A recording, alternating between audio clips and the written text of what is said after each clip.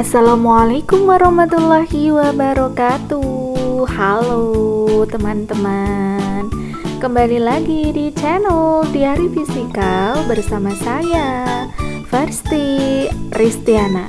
Nah, hari ini kita akan lanjutkan pembahasan kita pada materi dinamika gerak lurus. Yuk, langsung saja kita pelajari materinya bersama. Mari kita lanjutkan pembelajaran hari ini tentang gaya tegangan tali. Nah, apa yang dimaksud dengan gaya tegangan tali? Gaya tegangan tali yang disimbolkan dengan T besar merupakan gaya yang bekerja pada tegangan tali pada saat kondisi tegang. Gaya tegangan tali ini berfungsi untuk menarik benda sehingga arahnya menjauhi benda. Teman-teman bisa lihat ya pada gambar berikut ini yang menunjukkan sebuah box yang dihubungkan dengan tali.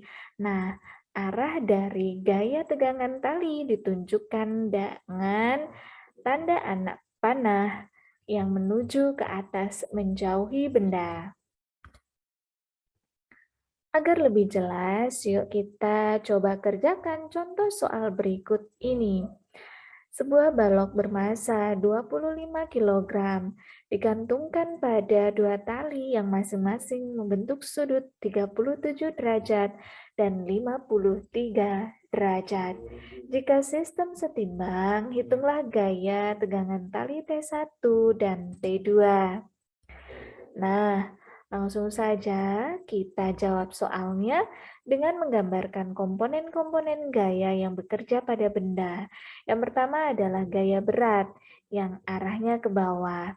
Yang kedua, kita gambarkan tegangan tali pertama dengan warna ungu. Kemudian yang kedua dengan warna biru. Teman-teman, karena tegangan tali tersebut membentuk sudut terhadap bidang datar, kita wajib uraikan komponen gayanya di komponen sumbu X-nya dan komponen sumbu Y.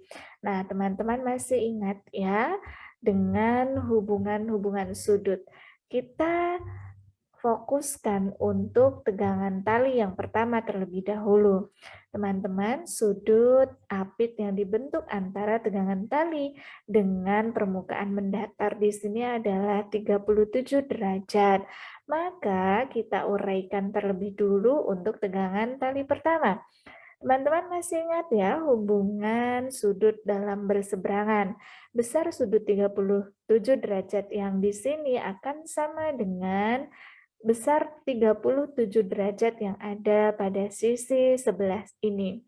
Maka jika kita uraikan komponen gayanya, yang pada komponen sumbu X akan menjadi cos. Ingat ya, yang dekat dengan sudut akan menggunakan komponen cos.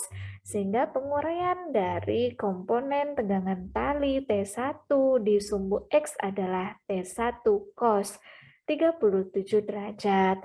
Nah, apabila di komponen sumbu X-nya menggunakan cos, maka di komponen sumbu Y-nya menggunakan sin, sehingga T1 sin 37 derajat. Begitu pula dengan hasil penguraian komponen vektor untuk tegangan tali 2. Di komponen sumbu X-nya kita dapatkan T2 cos 53 derajat dan di komponen sumbu Y-nya kita dapatkan T2 sin 53 derajat. Nah, kita lanjutkan ya teman-teman untuk melihat resultan gaya pada sumbu X. Teman-teman, karena posisi atau keadaan benda ini dikatakan dalam soal setimbang, maka kita bisa gunakan persamaan hukum 1 Newton, yaitu saat benda setimbang atau diam. Nah, kita lihat untuk komponen gaya yang ada pada sumbu X atau mendatar. Karena setimbang sigma Fx sama dengan 0. Kita lihat ada dua buah gaya yang arahnya mendatar, yaitu mendatar ke kanan dan mendatar ke kiri. Maka untuk yang ke kanan kita berikan tanda positif dan yang ke kiri tandanya negatif. Sehingga kita masukkan T2 cos 53 derajat min T1 cos 37 derajat sama dengan 0. Nilai dari cos 53 adalah 0,6 dan cos 37 adalah 0,8. Kita sederhanakan persamaannya sehingga kita dapatkan nilai T1 sama dengan 3 per 4 T2. Nah, persamaan ini kita berikan nama persamaan 1. Lalu kita lanjutkan untuk menganalisa resultan gaya pada sumbu Y. Teman-teman, coba kita lihat di sumbu Y ada 3 buah gaya. Yang pertama adalah W arahnya ke bawah, T1 sin 37 derajat arahnya ke atas, dan T2 sin 53 derajat arahnya ke atas. Nah, karena bendanya setimbang, kita gunakan persamaan hukum 1 Newton juga ya teman-teman. Sigma Fy sama dengan 0. Yang ke atas, baik T1 dan T2-nya kita berikan tanda positif. Sementara untuk W-nya karena ke bawah, kita berikan tanda negatif. Lalu kita masukkan persamaannya, W-nya kita uraikan menjadi M dikali G. Sehingga kita dapatkan persamaan 2. Langkah selanjutnya adalah kita substitusikan persamaan pertama ke persamaan kedua. Lihat teman-teman, persamaan pertama kita punya T1 sama dengan 3 per 4 T2, maka persamaan ini kita masukkan atau substitusikan ke sini. Sehingga T1 ini kita ganti menjadi 3 per 4 T2. Yang lainnya tetap ya teman-teman mengikuti persamaan di atasnya. Sehingga kalau kita masukkan nilai sin-nya untuk masing-masing T1 dan T2, kita akan dapatkan nilai akhir dari T2 adalah 200 Newton. Nah, lalu kita lanjutkan untuk mencari nilai T1. Kita dapatkan persamaan T1 sama dengan 3 per 4 T2.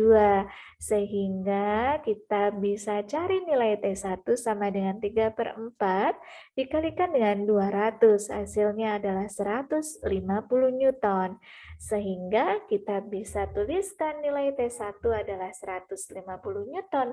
Dan T2-nya adalah 200 Newton. Bagaimana? Jelas ya?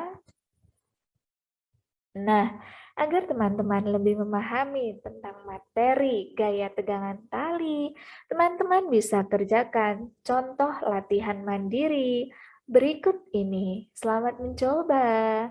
Good luck ya. Nah, itu tadi adalah video pembelajaran tentang gaya tegangan tali. Bagaimana? Mudah ya? Semoga bermanfaat dan semakin semangat belajar fisikanya.